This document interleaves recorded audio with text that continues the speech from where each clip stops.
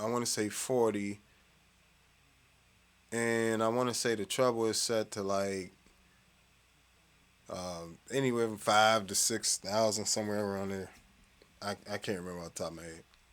Um, and I mean, most of the preamps I use are going to boost around that 40 hertz in the bass frequencies, and then me personally, I generally boost around 40. I generally cut around um, 220 to 300, somewhere around there. If I'm going to, and then if I'm gonna boost a little bit in the high mids, it will be around 800, 1,000 kilohertz. Um, or and then in the high frequencies, I do prefer.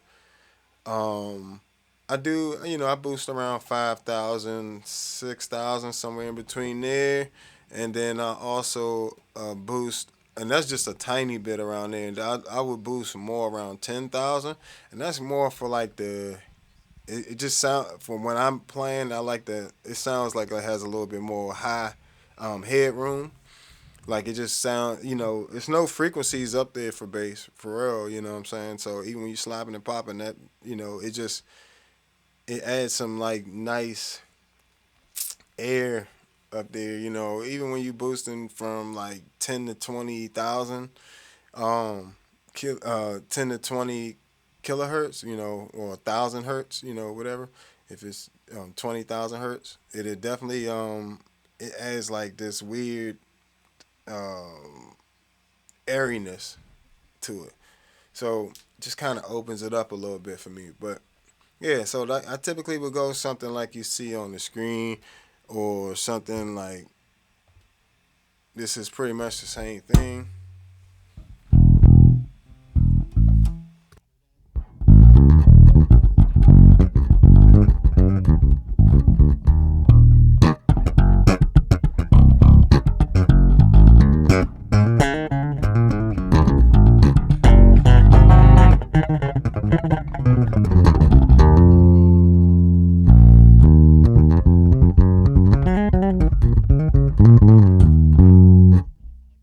And as you can see, it still sounds like my bass. It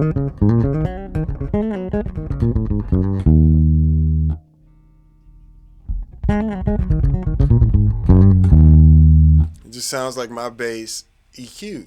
You know, to sit in the mix. So this is super important. So like how I kind of think of it is like around 40, 50 hertz is the booty, like all the bottom of the sound, all the heaviness of the sound. Around 120, around 100 hertz is where you get like the bass frequency to actually sound a little firmer and kick through. I mean, well, cut through.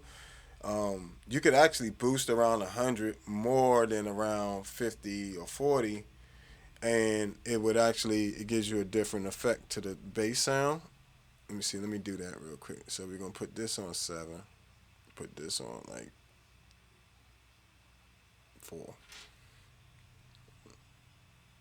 Let's put it on 3, 2.5, whatever.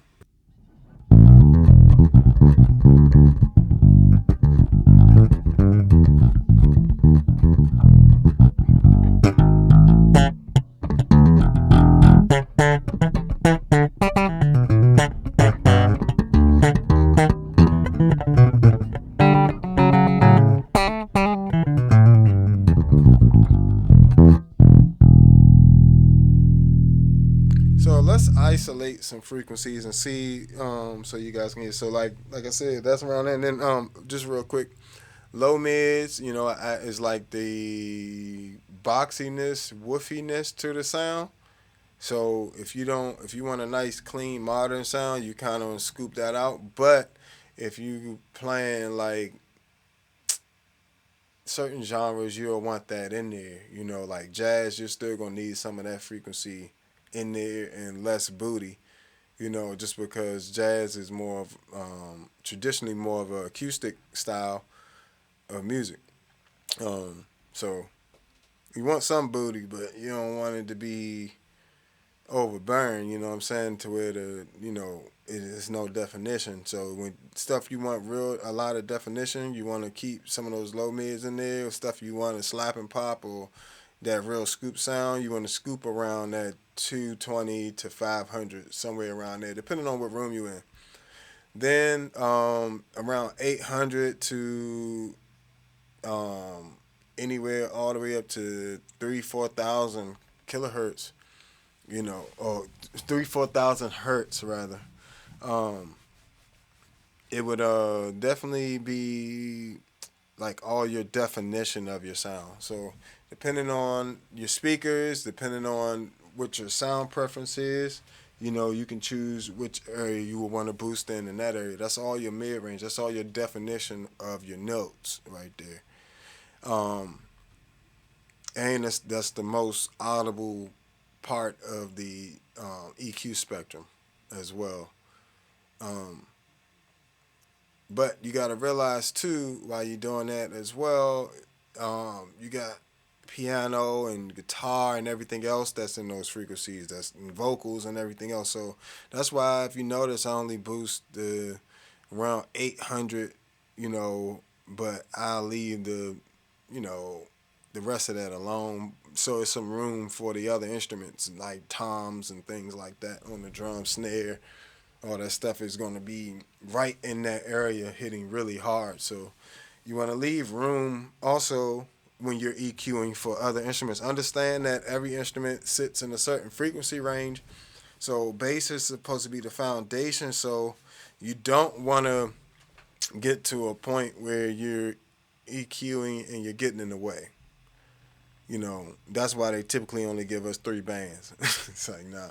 But, I mean, it's kind of true. You don't want to they give you 3 bands that is typically the engineer's going to boost the cut in anyway, and then they allow you to do it when you have like an active bass pretty much. Like my bass boosts at 40, and I have a pull out for the mids, either lower or high mids, depending on if I want to cut my low mids, I'll switch it to low mids and cut. I want to boost my high mids, I'll turn it to high mids and boost that frequency range. And I also have a high knob, a treble knob, frequency knob. So all these different EQs work together. So if I'm boosting a 40 on my bass, I don't need to boost 40 so hard on other things. Like I know my preamps boost around 40 in the bass area. So I typically won't push hardly any of my bass on my actual bass, So I could literally just EQ on my bass and I would have a great tone, technically. So let's see. Here's just my bass EQ. So I'm gonna turn my bass knob about 75% of the way. My mids knob is around 40%, and keep my treble knob flat.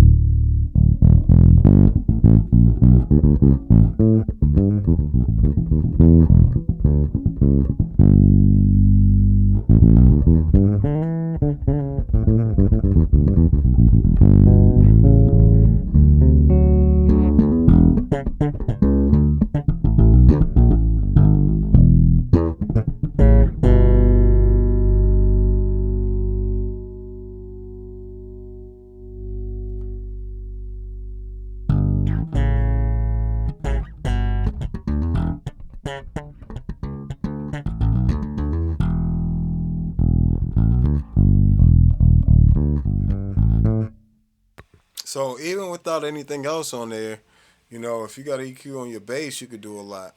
I just went through the frowny face EQ, just went through the different scoop settings. I went through been flat as well. Um, so